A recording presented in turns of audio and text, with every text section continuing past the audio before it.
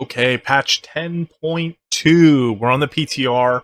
A couple days ago, it was announced that the current version of the PTR is a release candidate. So we're just about a couple weeks away from 10.2's official release date, meaning everything that we've got on the PTR right now is probably what we'll end up seeing going into the live patch. Maybe some minor balance changes, but I think as far as crafting goes, it's very unlikely we're going to see anything else change.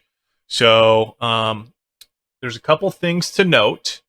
The crafted gear in 10.2, it got slightly nerfed. And when I say slightly nerfed, in 10.1, we've got the maximum crafting eye level being 447, and the maximum eye level of gear, upgradable gear from Mythic Plus and the raids and whatnot, is typically about 447. Now, what's happening in 10.2 is that gear obviously is scaling higher, but they added one rank to the very top end gear. So you're going to see some 489 gear from mythic level gear fully upgraded.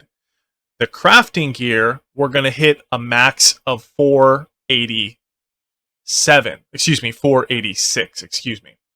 And you'll see that, with the Spark of Dreams here, it says 450 to 463, and we have the Enchanted Aspects Dreaming Crest, 473 to 486. So again, the top crafted gear goes to 486, and the top upgradable mythic gear is going to be 489. So a 3 eye level difference. Honestly, does that affect crafting? I don't think so. I think crafted gear is still going to be, people are going to be seeking this out as early as possible. And the earlier you can get that upgraded crafted gear, especially considering that the crafted gear will be coming with embellishments. So the embellishments themselves, you could even consider that, adding some eye levels onto your crafted gear in a way. So yeah, I wouldn't really sweat this. There are some changes to the way crests work, but that's a little bit outside the scope of this video here. We'll touch on that slightly when we get to the enchanting section. But first I want to touch on the drops coming out of the raid. These are the 5 major recipes that you might see traded on the auction house, and some of them you might even see people, looking to craft on day 1. So first and foremost, we've got a jewel crafting recipe. This is the Dream Tender's Charm, and it's got a stacking crit buff as long as you meet the health threshold requirement above 70% health. I think that this is going to be good potentially for those crit-oriented specs. I don't think there's too many of those in the game. Most classes are, running haste and mastery and whatnot, but there's some of them running crit specifically. This one's definitely a little bit niche. We'll see if people really want this one. Who knows? Okay, and that drops from Gnawroot. Like I said, probably going to see this day 1. He's the first raid, boss of the raid. Next, we have Formula Enchant Weapon Dreaming Devotion. This is a healing enchant. Specifically, this one causes your helpful spells to cause a magic flower to bloom near your target. And that flower heals allies. So this is definitely going to be something that healers are going to want to pick up. Alright, and that drops off of Lordar, Keeper of the Flame. That's the 5th boss. For people in LFR, you won't be able to see that until week 2 of the LFR. So, next we have the Pattern Verdant Conduit. This one is a leatherworking recipe. Now, I think this, honestly, is the big winner of among everything for the raid drops. This one says, spells and abilities sometimes provide secondary stats. This is super versatile. Literally everybody can use this embellishment, so long as it's balanced well and you're getting good stat value out of it. So I think this one's going to be super popular. Leatherworkers rejoice. You got probably the winner of the entire patch. So this one drops off of Council of Dreams. 4th boss. Again, you LFR people, this is going to be a week 2. Nextly, we have the Pattern Verdant Tether. This is a tailoring one. It says your healing abilities have the chance to tether you to a friendly ally, granting versatility for both players based on distance. So, very strong. I think this is very strong. Again, healer oriented. Really, I think this is going to be really, really great for Holy Paladins, especially with melee compositions. As long as it's a good stat buff, versatility granting both damage and tankiness. Super strong. Also, you're probably going to see this on PvP, PvP healers. Lastly, by the way, that one drops off of Weaver of the Cycle Nimue. So, lastly, plans. Flourishing Dream Helmet. This is an interesting one because this is going to replace a tier item.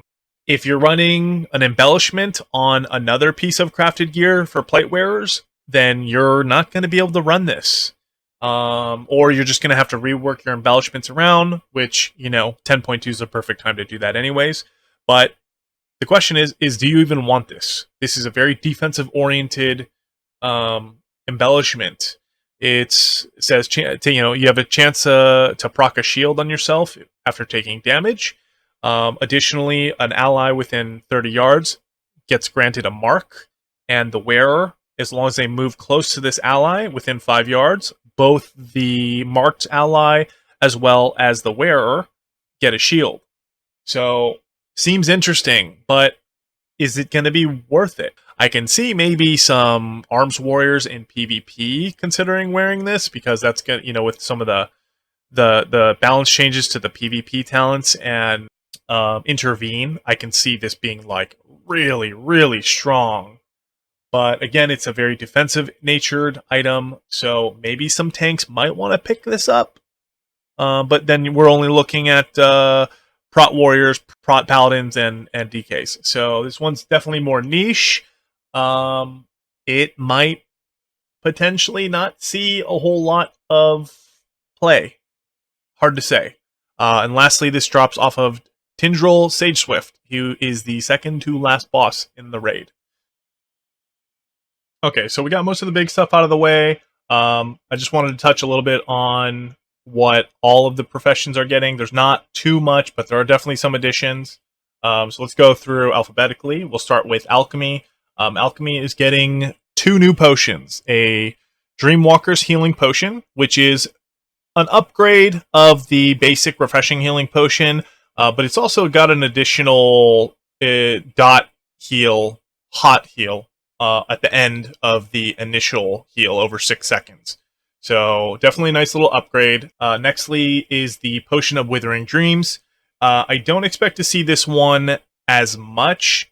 It is pretty strong. It's got a burst heal of like 621,000 HP, but you suffer a dot for about 60 to 70% of that value over the next 30 seconds. But here's actually the real issue about this potion is you're going to have an Altar of Decay to craft it. So most people are not going to want to make that trip to get to the Altar of Decay, and I imagine a lot of people haven't wanted to make the investment into crafting the Cauldron to have a portable version of the Altar of Decay. It just seems pricey and maybe just, not worth the investment. So, yeah, I don't know. Maybe we'll have some ambitious people crafting a lot of these. If it seems like the, top 1% of progression players highly covet this potion, then maybe we'll see a lot more of it. Hard to say. So, okay, enchanting. Like I touched on already, there's a new enchant. There's also a new illusion called Adornment of Dreams. Just like in 10.1, there's going to be 3 different versions of the enchanted crests. There have been some changes to the way the crests work. That's, again, a little bit outside the scope of what we are looking for. Just know that you're going to use it's the same system. The aspects crests are going to go into the enchanted aspects crest. The worms crests are going to go into the worms enchanted crest, and then the whelplings crests are going to go into the enchanted whelplings crest. I guess I should probably just touch a little bit on what's going on. The crests have gotten some changes. There's no longer fragments. They do not go into your bag anymore. They just eliminated the fragments, and now you get crests outright, and they go into your currency tab. These crests, just think of them as the fragments. When you get a certain value of them, you're going to go to a vendor, and then you'll get a nascent crest. I don't know if I'm butchering that, but you're going to get a singular one of these nascent crests, and you'll only need a singular nascent crest of the respective tier to submit for your enchanted whelpling upgrade. And that single enchanted crest is going to go into the crafting order for crafting your upgraded eye level gear. So hopefully that didn't come out too confusing. Engineering. There's of course going to be the crafted PvP armor, and just the same as before for season 1 and 2. Season 3, it's going to be no different. Engineers get a toy. It's called a portable party platter. I don't know if there's anything useful particularly that comes out of this, but it's going to work similar to one of the food buffs from before. You put it on the ground, you click on it, and you can choose one of these buffs that you want out of it. I don't know if it's a buff or if it's just some sort of fun gimmick, but either way, if it's pretty decent, this is going to be a good seller for engineers probably. If not, then, well, you'll just get a rare sell here and there. Inscription. More of the same. Not much to say for Inscription. It's been pretty much the same across the board for the expansion. New Vantis runes, the very nice selling PvP trinkets, new glyphs. Not going to go into those because glyphs just kind of get exciting at the beginning of the expansion, or rather, when they're brand new, and then everybody gets them, and it's just like little sales here and there. There will be a new rep contract for the Emerald Dream reputation faction, and then there's going to be more craftable dragon riding appearances. So more of the same stuff for the Inscriptionists. Jewel crafting, we already touched on the Dream Tender's charm. That's literally it for jewel crafting. More gem sales and the crit embellishment. Leatherworking. Again, similar to season 1 and 2, you're going to be getting PvP armors through PvP boxes or through the auction house. You guys got the big dub on the embellishment. Tailoring. Again, the healer support oriented embellishment, and then new cloth PvP armors for season 3. That just about wraps it up for professions for 10.2. There's no new cooking recipes that I have observed, and no new fish, unfortunately. I expected there's something to be kind of cool in the Emerald Dream there, but turns out they're just the same fish as we got in the Dragon House. No big deal. So either way, I hope you enjoyed the video. If you liked it, give me a thumbs up. If you didn't like it, well then, it is what it is. Give me a thumbs down. Tell me what I could do better. Otherwise, like, subscribe, throw me a comment in the comment section, and hope to see you next time. Peace.